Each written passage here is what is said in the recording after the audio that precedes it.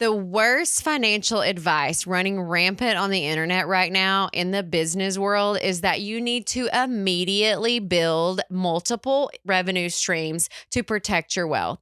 Most entrepreneurs try to add a secondary offer before their core business is actually stabilized, and they end up doubling their operational chaos, fracturing their team, and driving themselves straight into an 80-hour work week. You didn't build an asset, you just stacked a second job on top of a first job with your already busy life, burning you alive. And I know because I did it. Look, I'm Brooke Plack. I'm a multi-7-figure operator who built an operations empire from my garage in the trenches with hard-earned experience, nothing from a textbook. And the only reason I successfully manage multiple revenue engines now while working a 25-hour work week is because I refuse to add operational complexity and instead use a streamlined revenue system.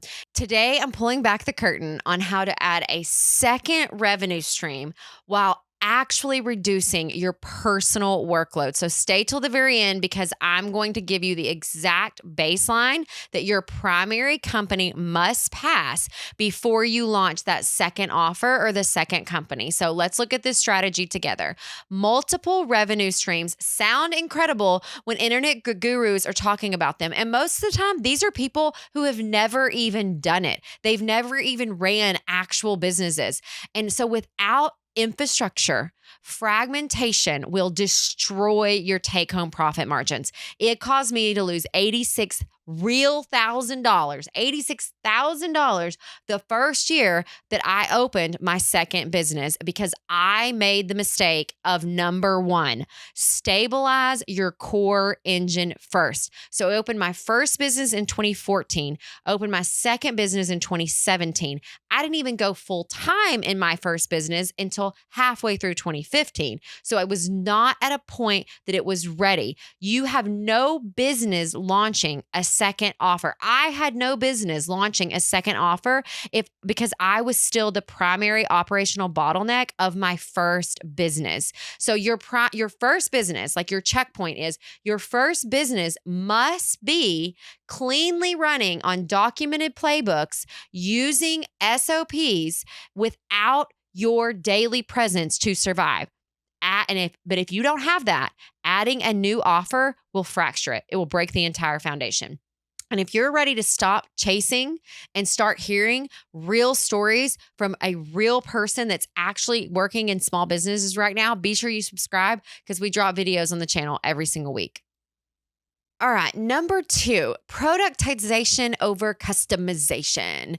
Launching a secondary revenue line that requires custom delivery, personal fulfillment, or your creative brain is a T-wrap. This is one that I got right. So that's actually why I think our business was successful. So your second revenue stream must be a highly repeatable product or service, okay, in order for it to be an asset to you and your company. It must have a fixed scope and a clear delivery mechanism that a lower level team member can execute with a 10-minute SOP.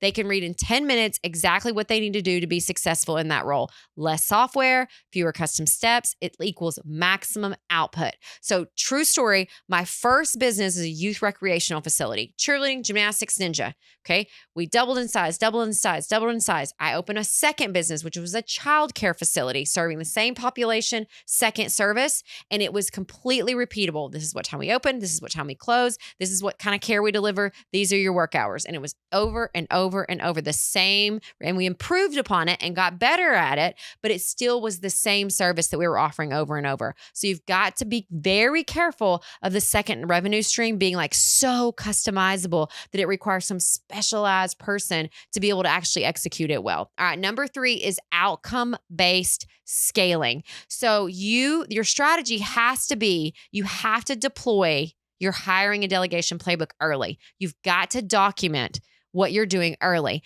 You cannot hire a task rabbit, somebody that's like, what do I do? Okay, what do I do? Okay, what do I do? Okay, to build a new revenue stream. You hire or assign an existing team member to own the outcome.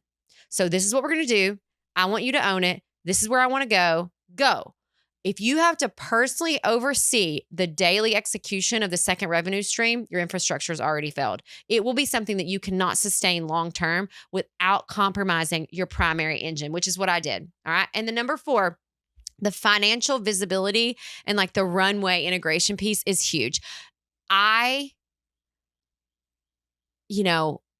totally screwed this one. Like I totally screwed this one up. I hate even admitting this, but I funneled $86,000 of profit from my first business into my second business, causing severe cash flow swings.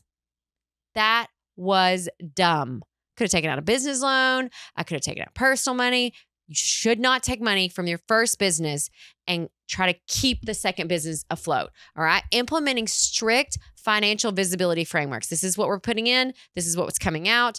Like that secondary stream must have its own isolated cash runway and budget boundaries. Otherwise, it will compromise your primary engine and can cause you to like literally go belly up. And that's what could have happened to us. It didn't, but it could have happened to us. And things got very dicey there for a while.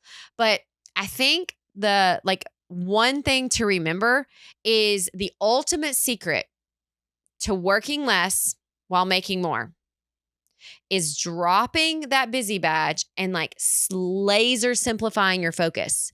So the hardest executive discipline isn't just adding a new revenue stream. Once you've launched one business, you can launch another one. Once you've launched 5, you can launch 10. Once you've launched 10, you can launch 100. But it's saying no, like brutally no, to shiny object syndrome, shiny things that seem cool, that seems like a great idea, until you master that primary core offer and you're totally hands off. You've automated every piece of it that you want to. And then to scale, it's like a master art, replicating a system over and over again. And you're not like frantically and chaotically managing 5 different ones, because one highly predictable, systemized business engine that prints cash without your presence is worth infinitely more than 5 chaotic revenue streams that require you to be constantly like hands-on and in the middle of it all the time for it to survive. So have the structural courage to say no, to have boundaries, and simplify your core operations enough before you ever attempt to scale into additional footprints.